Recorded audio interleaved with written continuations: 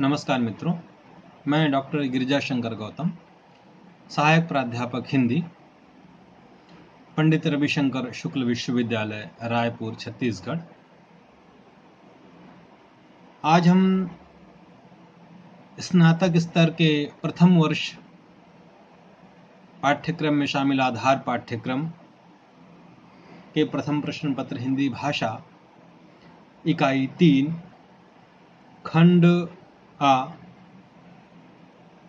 देवनागरी लिपि की विशेषताओं की चर्चा हम करेंगे। इसके पहले हमने देवनागरी लिपि की उत्पत्ति, उसका विकास, उसके नामकरण को लेकर के चर्चा की थी। आज इस वीडियो में हम देवनागरी लिपि की विशेषताओं की चर्चा हम करने जा रहे हैं। मित्रों, हिंदी हमारे देश में राजभाषा, राज्य की भाषा, संपर्क भाषा और राष्ट्रभाषा के रूप में भी गौरव प्राप्त करती है।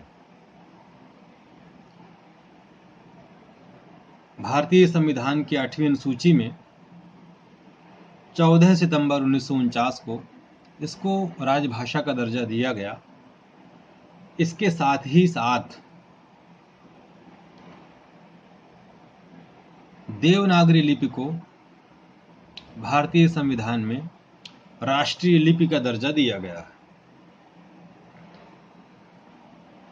देवनागरी लिपि हिंदी भाषा की अपेक्षा राष्ट्रलिपि का गौरव प्राप्त करती है। जिस प्रकार राष्ट्रगान, राष्ट्रध्वज, राष्ट्रीय पुष्प, उसी प्रकार राष्ट्रीय लिपि देवनागरी लिपि। देवनागरी लिपि की अगर हम विश्व की अन्य लिपियों के साथ तुलना करें तो हम पाते हैं कि इसमें बहुत सारे वैज्ञानिक पहलू हैं जो इसे विशिष्ट बनाते हैं और एक श्रेष्ठ लिपि का दर्जा देते हैं। एक तो ये कि यह भारत की प्राचीन लिपि ब्राह्मी से उत्पन्न हुई है, इसलिए भारतीय संस्कृति को, भारतीय ज्ञान विज्ञान में संग्रहित सामग्री को, पठन पाठन को हम इसके माध्यम से जान पाते हैं। और दूसरा ये कि हिंदी के अतिरिक्त नेपाली, मैथिली, बोडो, संथाली, सिंधी, हिंदी आदि जो 8वीं अनुसूची में शामिल हैं, उन भाषाओं की भी यही लिपि है। देवनागरी हिंदी की तमाम जो बोलियां हैं उनके लेखन का माध्यम है। जैसे हिंदी के अंतर्गत छत्तीसगढ़ी, बघेली, अवधी, ब्रज, बुंदेली, खड़ी बोली, भोजपुरी, मैथिली, मगही, राजस्थानी, हरियाणवी, कुमायूनी, गढ़वाली इत्यादि जो हिंदी के अंतर्गत हैं, इन सब का भी लेखन देवनागरी के माध्यम से होता है। तो हिंदी भाषा के अंतर्गत की जो बोलियां हैं वह इसमें लिखी जाती हैं। संविधान की 8वीं सूची में शामिल संस्कृत आदि प्राचीनतम भाषाएं या दूसरे राष्ट्रों में प्रचलित नेपाली जैसी, सिंधी जैसी भाषाएं भी देवनागरी लिपि में लिखी जाती हैं। इस प्रकार बड़े स्तर पर यह राष्ट्रीय एकता और संस्कृति को बढ़ावा देने का काम करती आ रही है। देवनागरी लिपि विश्व लिपि बनने की क्षमता रखती है। उसके पीछे कई कारण हैं, उन पर हम लोग विचार कर रहे हैं। पहला कारण तो ये कि देवनागरी में सुसमृद्ध स्वर और व्यंजन हैं, जिसके माध्यम से विश्व की किसी भी लिपि को इसमें लिखने की क्षमता आती है। इसके साथ यदि हम थोड़ा सा तुलना करें तो हम पाते हैं कि इसमें जहां 35 व्यंजन और 14 स्वर हैं, इसके अतिरिक्त अन्य ध्वनियों को भी इसने आत्मसात किया है ताकि दूसरी आगत ध्वनियों को भी बहुत सही तरीके से उच्चारित किया जा सके। लेकिन इसके साथ अगर हम तुलनात्मक दृष्टि से देखें तो रोमन में 5 स्वर और 21 व्यंजन है। वहाँ पर वर्णों की संख्या 26 है और हमारे पास उससे लगभग 2 गुनी है। इसलिए हम तमाम ध्वनि प्रतीकों के लिए हमारे पास पूरे वर्ण स्वर व्यंजन मौजूद हैं, जबकि उसे इसके लिए एक ध्वनि प्रतीक के माध्यम से कई ध्वनियों का काम करना पड़ता है। इस मामले में देवनागरी श्रेष्ठ ठहरती है। देवनागरी लेखन में जो अक्षर हैं सुडौल हैं और अपेक्षाकृत सुंदर हैं और यह लेखन में कम स्थान घेरते हैं। कुछ शब्दों के लीजिए, जैसे शब्द है कंसीडरेशन। इसमें लगभग 13 स्वर व्यंजनों का प्रयोग हुआ है। CONSI अगर हम रोमन में इसे लिखें, लेकिन अगर हम इसे देवनागरी लिपि में लिखते हैं तो 6 वर्णों का ही प्रयोग इसमें दिखता है। इसी प्रकार शब्द है निमोनिया। इसमें लगभग 9 वर्णों का प्रयोग हुआ, लेकिन निमोनिया अगर हम देवनागरी में लिखते हैं तो इसमें 4 ही शब्दों का प्रयोग हम इसमें पाते हैं। इस प्रकार अगर देखा जाए तो लेखन में कम स्थान घेरने की जो बात है वो इसमें देखने को मिलती है। मित्रों, जब मैंने ये कहा कि ये जो शब्द है निमोनिया इसमें लिखा जाता है, तो हम ये पाते हैं कि अन्य लिपियों में कई जो वर्ण हैं वो लिखे जाते हैं, लेकिन वो साइलेंट हो जाते हैं, उनका उच्चारण नहीं होता। तो ये एक समस्या अन्य लिपियों में है, लेकिन देवनागरी के साथ जो वैज्ञानिकता है उसमें बड़ी बात यह है कि प्रत्येक ध्वनि संकेत के लिए एक ध्वनि प्रतीक है और प्रत्येक ध्वनि प्रतीक के लिए, ध्वनि चिन्ह के लिए एक ही ध्वनि निश्चित है, जबकि अन्य लिपियों में ऐसा नहीं होता है। इसीलिए यह कहा जाता है सरल शब्दों में कि देवनागरी में जैसा लिखा जाता है वैसा पढ़ा जाता है, जैसा पढ़ा जाता है वैसा इसमें लिखा जाता है। ये एक महत्वपूर्ण विशेषता हमारे देवनागरी लिपि में हमको मिलती है। मैंने अभी चर्चा की थी कि नागरी लिपि व्यवहारिक है और तमाम विदेशों से भी विदेशी शब्द हमारे शब्द भंडार में शामिल हैं। तो इस शब्द भंडार में उर्दू फारसी की भी बहुत सारे शब्द हैं, उनका भी लेखन और उन शब्दों का शुद्ध उच्चारण किया जा सके, इसके लिए हमने का, खा, गा, जा, फा, ये जो नुक्ता लगा करके उच्चारण करने की बात है, यह हमने आत्मसात किया है, देवनागरी लिपि ने ग्राह्य किया है। और इसी के साथ अंग्रेजी के शब्दों का शुद्ध उच्चारण हो उन्हें सही तरीके से लिखा जा सके, इसके लिए हमने अ ध्वनि को आत्मसात किया है, देवनागरी ने स्वीकार किया है। तमाम ऐसे शब्द होते हैं जो इसके माध्यम से इस ध्वनि जो अर्धचंद्र के माध्यम से व्यक्त होती है उससे शुद्धता के साथ उच्चारित होते हैं, जैसे कॉलेज, पॉकेट, बॉकेट, कॉम्प्लेक्स, सॉनेट आदि ऐसे शब्द हैं जो अंग्रेजी के शब्द हैं, रोमन के शब्द हैं, लेकिन हम उन्हें देवनागरी में बड़े शुद्ध तरीके से उन्हें लिख करके उनको पढ़ सकते हैं। तो ये देवनागरी लिपि की विशेषता है। देवनागरी लिपि में जो ध्वनि है उसके लिए वर्ण सुनिश्चित है।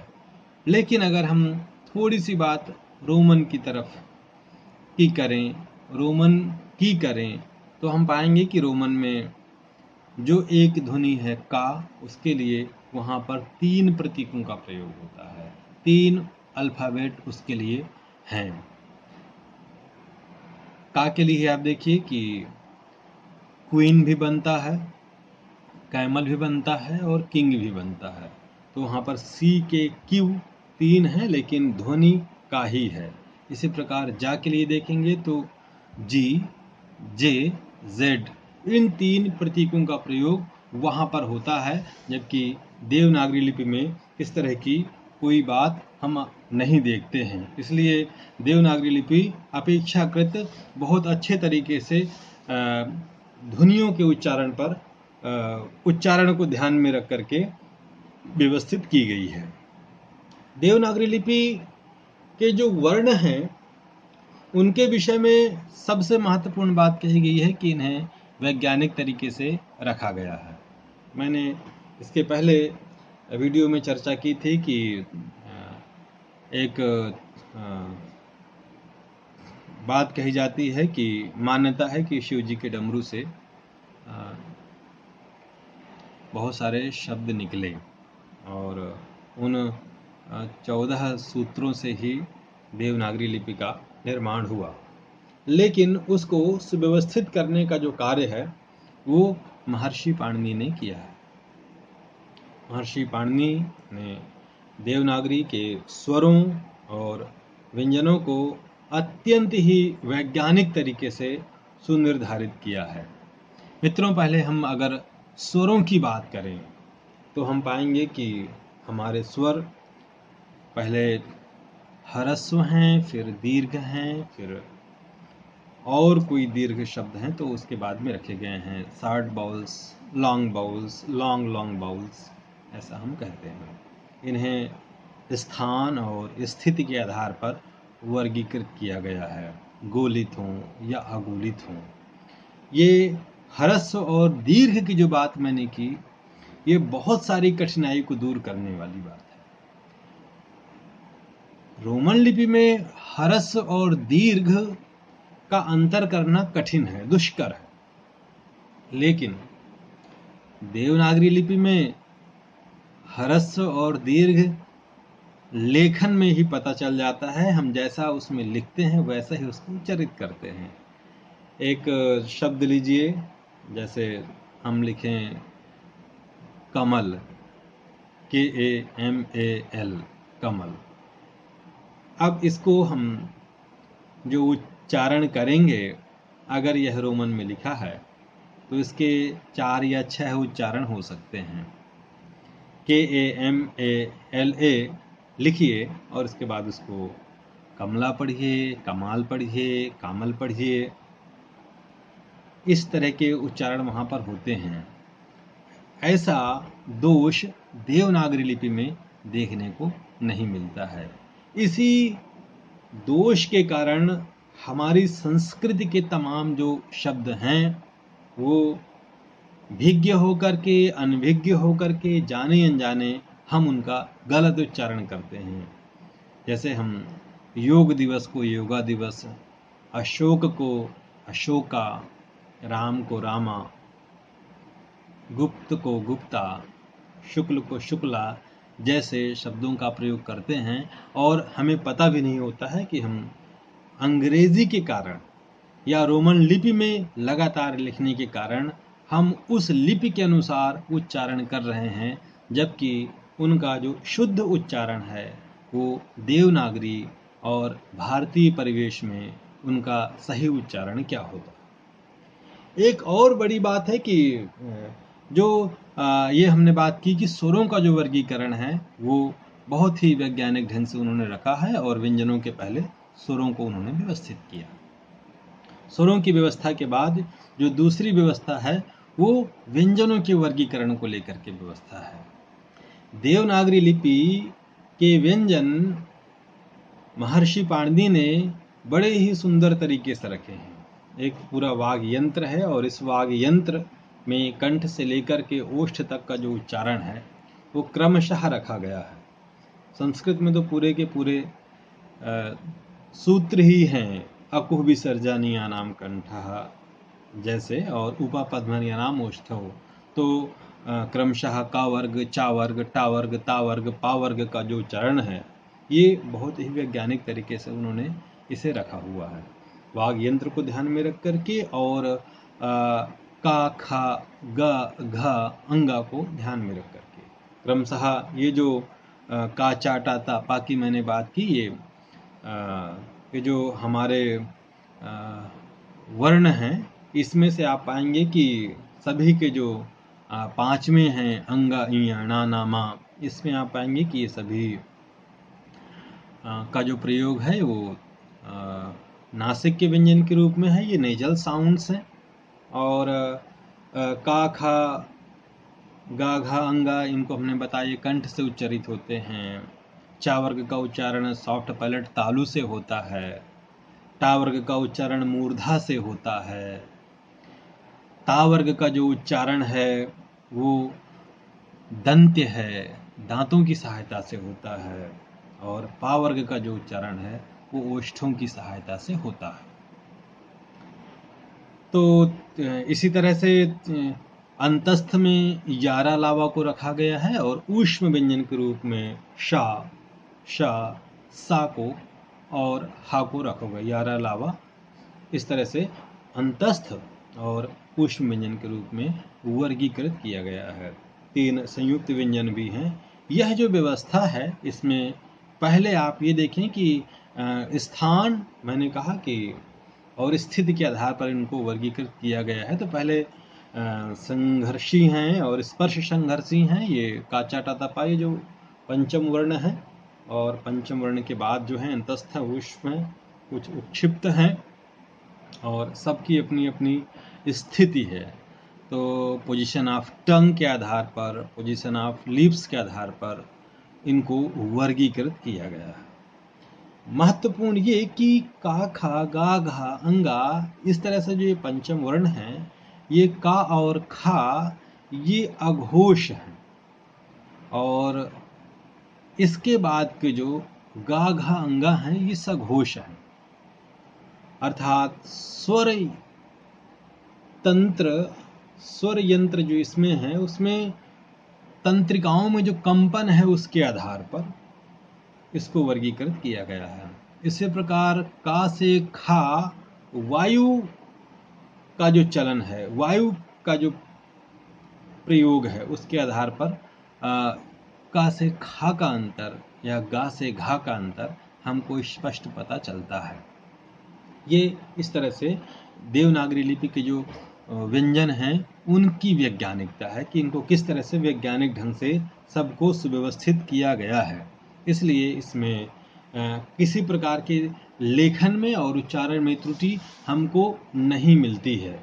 फिर से अगर हम आपको बात करें थोड़ा सा कि ये जो स्वर और व्यंजन हैं इनके लेखन की पद्धति बहुत वैज्ञानिक है। ये लगातार इसमें परिवर्धन, परिमार्जन होता रहा है और मानक रूप इनके निर्धारित किए गए हैं। केंद्रीय हिंदी निदेशालय ने, वैज्ञानिक एवं तकनीकी आयोग भारत सरकार ने इस पर काम किया है और अगर कहीं 1-2 रूप अधिक मिलते रहे हैं कुछ वर्णों के, उनको भी मानकीकृत किया गया है। तो इस तरह से हम देखते हैं कि देवनागरी के जो वर्ण हैं, स्वर और व्यंजन हैं, उनको वैज्ञानिक तरीके से सुव्यवस्थित किया गया है। और प्रचार प्रसार को ध्यान में यदि हम रखें तो अंत में हम यह कहना चाहेंगे कि भाषा आत्मा है, लिपि शरीर है और देश की अन्य लिपियों से देवनागरी लिपि का सहज संबंध है और इस सहज संबंध के कारण ये पूरे देश में ग्राह्य है। और देवनागरी लिपि जिन भाषाओं को, जिन संकटापन्न बोलियों को अभी तक लिपि नहीं प्राप्त हुई है, उनके लिए भी एक बहुत व्यवहारिक और गत्यात्मक लिपि उनके लिए एक ऑप्शन, उनके लिए एक विकल्प के रूप में तैयार है कि वह भी इसको अपनाएं। देश की अन्य लिपियों में लिखी गई सामग्री इसमें लिखी जाए, इसके लिए विनोबा भावे ने, गौरीचंद हीराचंद ओझा ने बड़ी बातें कही। देवनागरी लिपि की वैज्ञानिकता को लेकर के तमाम पाश्चात्य भाषा शास्त्रियों ने बड़ी बातें कही हैं। विलियम जोन्स ने स्वीकार किया है कि देवनागरी लिपि श्रेष्ठ लिपि है और अन्य लिपियों की तुलना में देवनागरी लिपि अपने आप को श्रेष्ठ साबित करती है। अंत में मैं यही कहना चाहूँगा कि देवनागरी लिपि हमारी हम सबको है प्यारी, पढ़ना लिखना करें इसी में, देवनागरी न्यारी। धन्यवाद।